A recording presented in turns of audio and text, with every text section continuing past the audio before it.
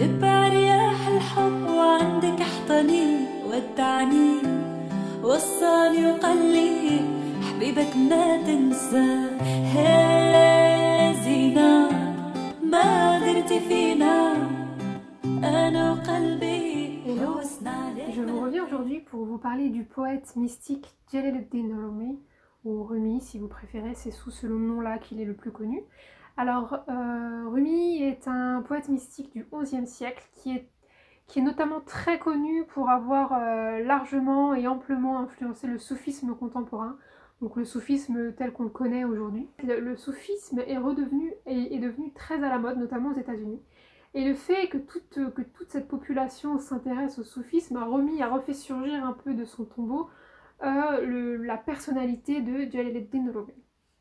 Alors Jalaluddin Rumi, comme je vous le disais, c'est un poète mystique du XIe siècle qui est né, il me semble, à Balkhi en Afghanistan, mais qui a pas mal vadrouillé. Donc c'est quelqu'un qui a fait ses études à Damas et qui a terminé aussi sa vie à Konya, donc c'est l'actuelle Turquie en fait, si vous voulez, pour vous remettre les idées en place. C'est une personnalité qui ne se considérait ni d'Orient ni d'Occident. C'est un personnage qui tendait à l'universalisme et c'est ce qui fait aujourd'hui qu'il est aussi célèbre que ça et que sa pensée qui date depuis de 8 siècles est aussi pertinente et toujours aussi d'actualité. Rumi est notamment aussi connu pour sa fameuse histoire très intense, intensément vécue, palpitante et avec Shams de Tabriz, qui est un derviche errant, qui était un derviche errant de l'époque.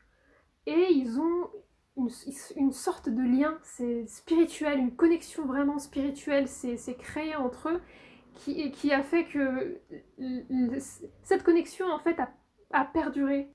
La seule chose qu'on retient d'eux finalement, c'est cette relation, la relation forte. Si vous voulez, on ne peut pas évoquer Shams de Tabriz sans Rumi et vice versa. A savoir, pour ceux qui ne connaissent pas, Shams de Tabriz avait à peu près 60 ans lors de sa rencontre avec Rumi, et Rumi avait une quarantaine d'années. C'est une personnalité, voilà, Rumi était relativement... il était dans un âge qui était assez mûr, donc il avait passé sa vie à étudier l'islam. Ce qu'il faut savoir, c'est qu'il ne faut pas déconnecter Rumi de l'islam, ce qui a tendance à être fait dans les pays occidentaux. Comme c'est une figure qui tend vers l'universalisme, ils ont tendance en fait à essayer de le décorréler de l'islam. Enfin, j'ai pas besoin de vous en dire plus.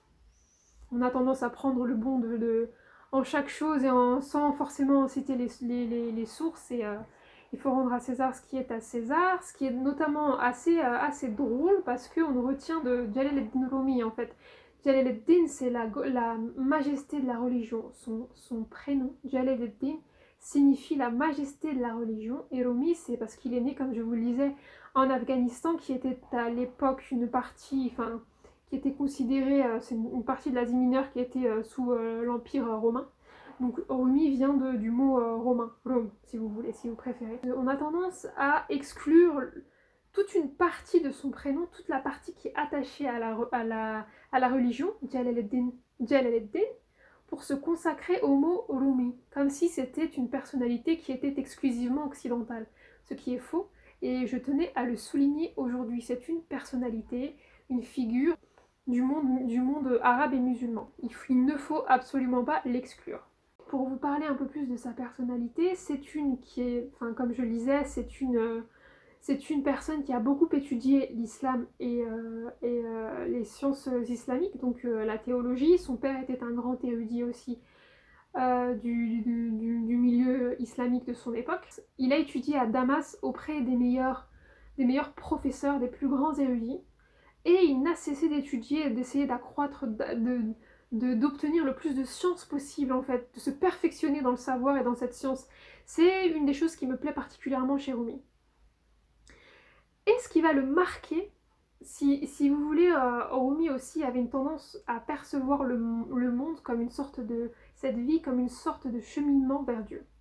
C'était une sorte d'épreuve pour se préparer à la rencontre vers le Créateur absolu. Donc il tendait, sa vision des choses, c'était de se dire, c'était une sorte de préparation à mourir. Pour lui, la mort n'était qu'une rencontre. une rencontre avec le Créateur, le très grand, le sublime. Donc sa vision de la religion, c'était une religion d'amour, une quête de rencontre avec, avec son Créateur, qui n'était selon ses dires nul autre qu'à l'intérieur de lui-même.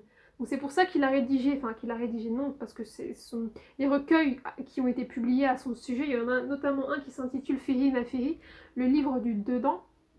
C'est parce qu'il avait vraiment cet aspect-là, il était très axé sur le voyage. Il fallait que la religion, en tout cas que le parcours religieux, soit lié à un voyage, à une notion de déplacement, de mouvement, d'un effort pour aller vers Dieu, et donner de soi pour se diriger vers Dieu en fait.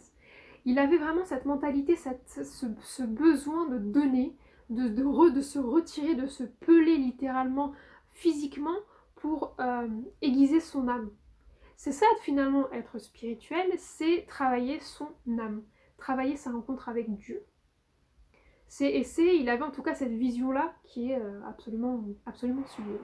Et lors de sa rencontre avec Shems de Tabriz, en fait, va mettre vraiment ce besoin en exergue. Shems va le pousser à aller plus loin, à vraiment se continuer de se perfectionner, à essayer de dompter son ego, à essayer de se donner plus, de donner encore plus d'amour, d'amour à la quête de Dieu, à la recherche de Dieu. Et Rumi a eu plusieurs maîtres spirituels en fait dans sa vie.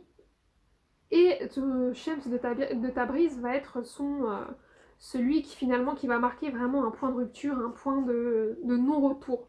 Il va vraiment atteindre l'excellence via Shems dont on ne connaît absolument rien en fait, hormis le fait qu'il ait rencontré un jour sur sa route Rumi et qu'il l'ait largement et grandement influencé.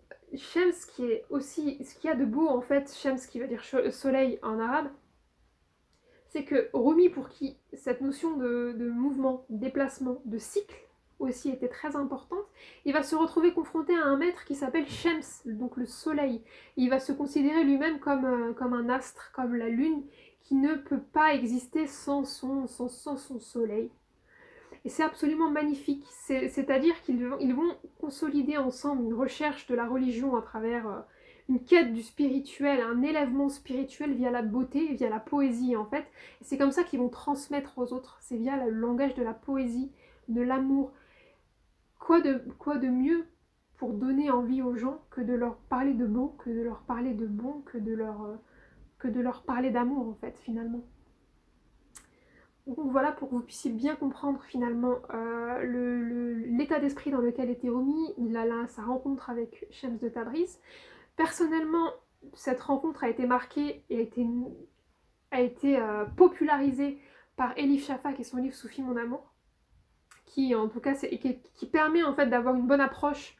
C'est l'un de mes livres préférés, mais qui permet vraiment d'avoir une bonne approche de la philosophie et de l'œuvre, de la personnalité de Rumi et de Shems de Tabriz, même si elle a brodé une histoire autour qui ne tient pas spécialement la route. Je vous conseille vraiment ce livre une fois de plus. Soufi mon amour, c'est vraiment une belle entrée en matière si vous voulez vous intéresser à cette spiritualité-là. Je voulais juste noter, parce que je pense que je vais avoir la question concernant le soufisme. Le soufisme fait partie intégrante de toutes les écoles islamique. Si en tout cas ce sujet vous intéresse, je vous invite fortement à vous abonner au compte de Salamitude, qui est une de mes très très bonnes amies et qui fait un travail remarquable, mais vraiment concernant l'islam. Donc elle étudie, elle fait de la recherche islamique depuis des dizaines d'années.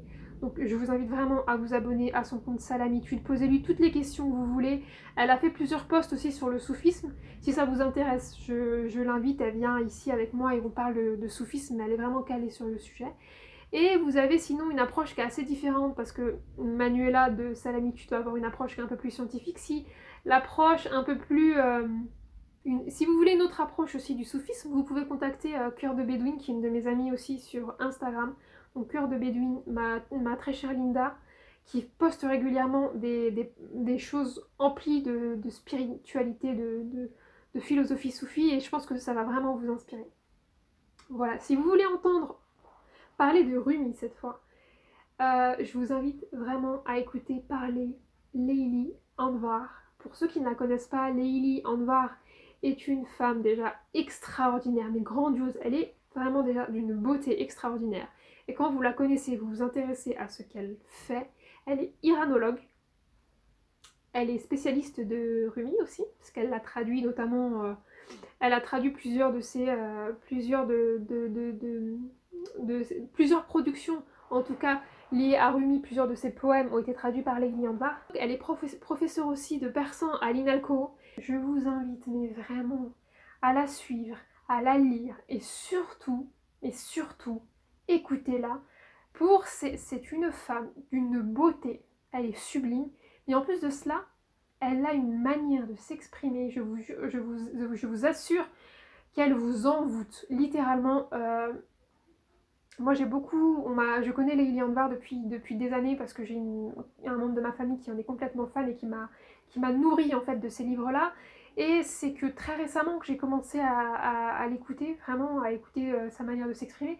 Et j'en suis complètement fan, vraiment c'est un personnage qui m'inspire complètement, littéralement. Et je pense que c'est un personnage qui saura vous inspirer et trouver une place en tout cas en vous et vous parler de Rumi d'une manière qui trouvera écho en vous. Si vous voulez aussi la lire, elle a écrit un livre qui s'appelle Rumi, la religion de l'amour, donc aux éditions L'Entrelac, qui est une œuvre vraiment, elle va pas parler seulement cette fois de sa rencontre avec Shams de Tabriz, mais elle va parler du personnage de Jalaluddin Rumi dans sa globalité, dans ses influences, ses parents, le contexte géopolitique dans lequel il a évolué, il a grandi, il s'est construit, le moment à partir duquel il a fait ses études, quelles ont été ses influences, ses différents maîtres, ce qu'on disait de lui, ce qu'on pensait de lui, ce que pensaient de lui ses élèves.